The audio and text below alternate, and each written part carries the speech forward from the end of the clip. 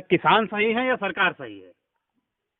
हम समझ ही नहीं पा रहे हैं। सरकार और जो किसान ये जो हैं कानून बनाए हैं, तो अभी हम सब लोगों को यही जानकारी नहीं कि सरकार ने जो 3 कानून बनाए हैं किसान, इसमें क्या है, और जो सरकार के खिलाफ किसान आंदोलन कर रहे हैं, ये क्या चीज़ है, ये हम अभी समझ ही नहीं पा रहे। किसानों को हमको ये बताना चाहिए कि 3 किसान कौन कौन है, इनमें क्या क्या नियम होंगे, क्या क्या नियम नहीं होंगे। किसान इसके विषय में जानना चाहते हैं स्पष्ट रूप से। भाई आप ये किससे पूछना चाहते हैं, कौन आपको जानकारी दे?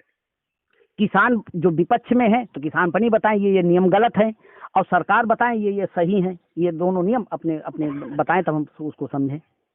आपको क्या लगता है, ये किसान सही है या सरकार सही है? मेरी समझ में सरकार सही है। किसान गलत है, और अगर ये सरकार सही है तो अपने नियम और कायदे, उनके सांसद, उनके विधायक, उनके कार्यकर्ता, हमारे जिले में 8 विधायक 8 बीजेपी के हैं। जिला अध्यक्ष से लेकर के विधायक, संयोजक, मंत्री, महामंत्री, कोई भी एक कार्यकर्ता हमारे गांव को नहीं आया, न किसान बिल के बारे में उसने अवगत कराया। इसलिए हम लोग अनभिज्ञ हैं। जो किसान आंदोलन कर रहे हैं वो भी हमारे समझ में अनभिज्ञ हैं, उनको भी कोई नॉलेज नहीं है।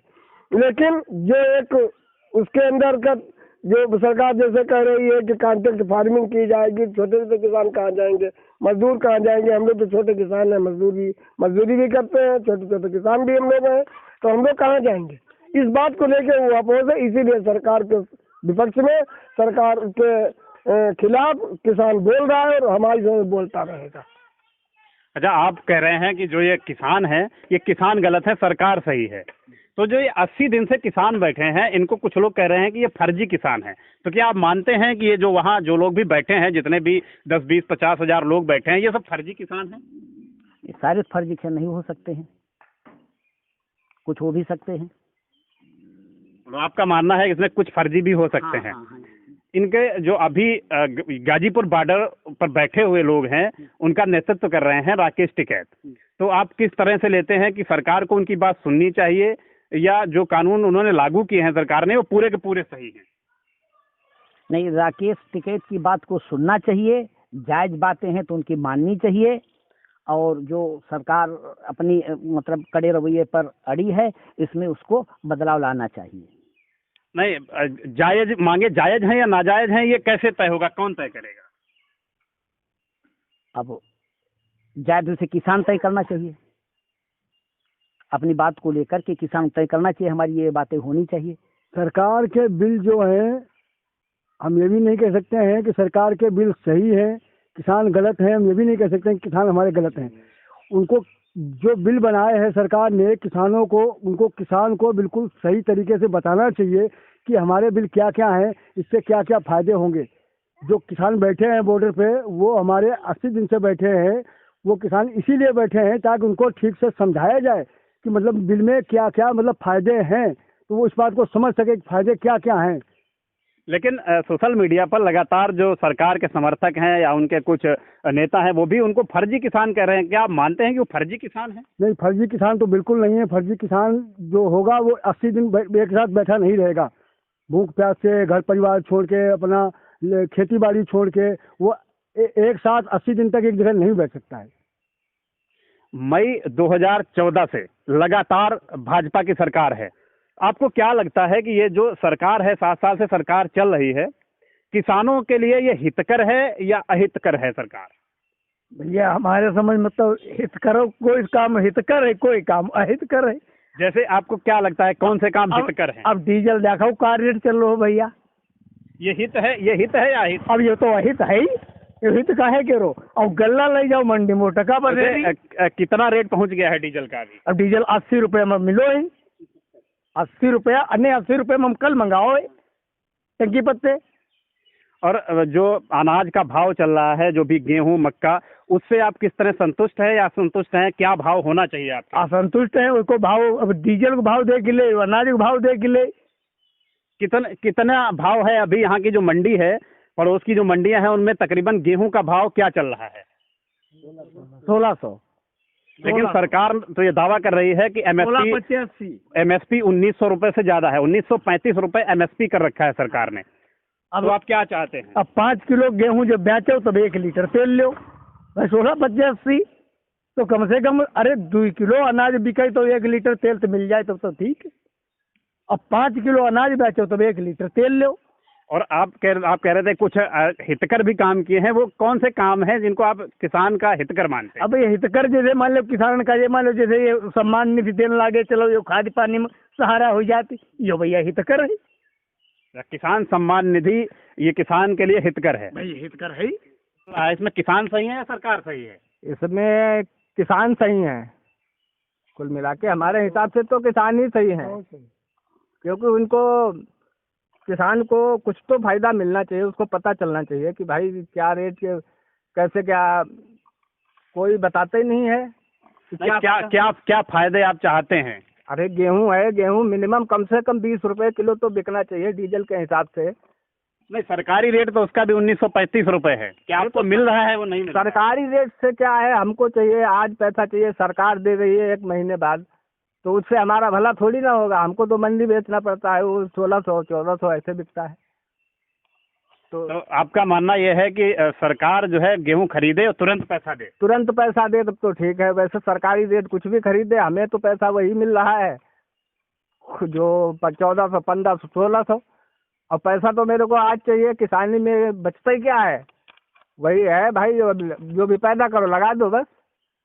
भैया हमारी समझ ये है कि आज तक सरकार का कोई भी कार्यकर्ता, कोई भी मंत्री, विधायक, संतरी हमारे गांव नहीं आया, उसके फायदे नहीं बताए। विपक्ष के लोगों के जो नुकसान है वो हम जानते हैं कि बड़ी बड़ी कंपनियों द्वारा हमारी जमीन अधिग्रहित की जाएगी, उसके बाद में हमारा स्वामित्व से हटा लिया जाएगा, हम लोगों को कर्जे में डुबो दिया जाएगा।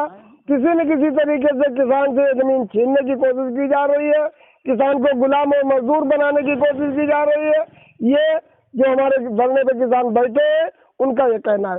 सरकार अपने कार्यकर्ताओं को हमारे गांव भेजे, गांव गांव आए, चौपाल लगाए और अपनी उपलब्धियां बताएं कि इससे सरकार ये तुम्हें फायदा देने जा रही है, तब हम लोग जाने। लेकिन ये आपके पड़ोस में ही बैठे हैं, ये तो कह रहे हैं सरकार जो कर रही है सही है, सरकार के कानून सही है। आप इनसे पूछिए जो भी सही है उसके बारे में जानकारी। चलिए हम इनसे ही पूछ लेते हैं, आप बता दीजिए इनको ये क्या फायदे हैं इन कानूनों के? ये कानून में सरकार ये कह रही है, इससे जैसे कंटेंट फार्मिंग जो बता रहे हैं, इसमें कंटेंट करने से जो कंपनी बड़ी बड़ी आएंगी तो एक उसका निश्चित रेट कर देंगी, इस रेट में खरीदेंगे। अगर आपको कहीं इससे अधिक रेट मिल रहा है तो बाहर भी किसान बेच सकता है, तो स्वतंत्र है तो किसान। नहीं, ये नियम नहीं है। अगर आपने एक बार कॉन्ट्रैक्ट कर लिया तो फिर आपको कंपनी को अपना अनाज देना ही देना होगा। देना ही देना होगा, तो कितना देना होगा ये कंपनी निर्धारित देना होगा। नहीं, आपने जो भी उस खेत में जो भी अनाज उपजाया है, एक बार आपने कंपनी से कांटेक्ट कर लिया है तो आपको वो अनाज उस संबंधित कंपनी को देना होगा। नहीं तो कितने दिन के लिए ये हो सकता है? वो एक फसल के लिए, वो एक ही फसल के लिए उसका कांटेक्ट किया जाएगा। या आप उससे ज्यादा भी कर सकते हैं, वो आपकी मर्जी पर है। आप चाहे 1 साल 2 साल 5 साल 10 साल, वो कांट्रैक्ट है, आप जितना करना चाहें। कुल मिलाकर हम क्या कहते हैं कि किसानों के जो आंदोलन और ये बिल बने हैं, इनके विषय में स्पष्ट बताना चाहिए किसानों को, तब समझ पाएंगे भी किसान अंधेरे में है। नहीं तो कौन बताए, यही तो हम जानना चाहते हैं। क्या फिर सरकार अपने फायदे बताए और किसान अपने फायदे बताए, नुकसान बताए कि इससे ये नुकसान है, सरकार इसे फायदे बताए। हम सब लोग अभी इस बात को समझ ही नहीं पा रहे हैं, क्या इससे फायदा होंगे, क्या इससे नुकसान होंगे। नहीं तो सरकार किस माध्यम से बताए, कैसे बताए आपको? सरकार ने जो भी नियम बनाए हैं वो अखबारों में, टीवी पर लगातार चल रहे हैं, और सरकार और कौन सा माध्यम आपके अनुसार अपनाए जिससे किसानों तक बात पहुंच सके?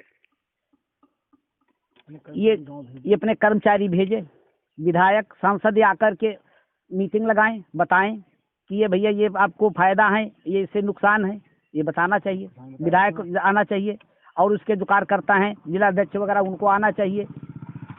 अभी तक यहाँ कोई आसपास यहाँ बताने आया नहीं है आपके कि क्या इसके फायदे हैं या क्या नुकसान है? अभी कोई नहीं आया। चाहते हैं सरकार से ये पूछना चाहते हैं कि अगर किसान को नुकसान लगता है प्राकृतिक आपदा से, दैवीय आपदा से लेकर के और आपसी रंजिश से कभी कभी घटनाएं हो जाती है, दुर्घटनाएं हो जाती है, उसके लिए हम कोर्ट में नहीं जा सकते। हमने ऐसा उसके लिए सरकार ने बीमा की व्यवस्था कर रखी है। आज तक हमें किसी को लाभ ही नहीं मिला। हमारे यहाँ पिछले साल ओलावृष्टि हुई, बीमा तो बीमा रहा। हमारे यहाँ का वो विधायक, तहसीलदार, कानून को लेखपाल सब आए और 0% नुकसान लिख के भेज दिया, जबकि यहाँ का किसान बिल्कुल बर्बाद हो गया था। आज तक 1 पैसा किसी किसान को नहीं दिया गया। तो बीमा का क्या लाभ है? बीमा कंपनियां तो बड़े बड़े लोगों की है, वो किसानों की कहाँ है? तो सरकार की है। सरकार मनमानी कर रही है, आज भी करती आई और आगे करेगी भी, हमारा ऐसा मानना है। हम कोर्ट भी नहीं जा सकते। एसडीएम साहब को पावर दे दिया गया, वो कितने विभाग देखेंगे, कितने वो काम देखेंगे।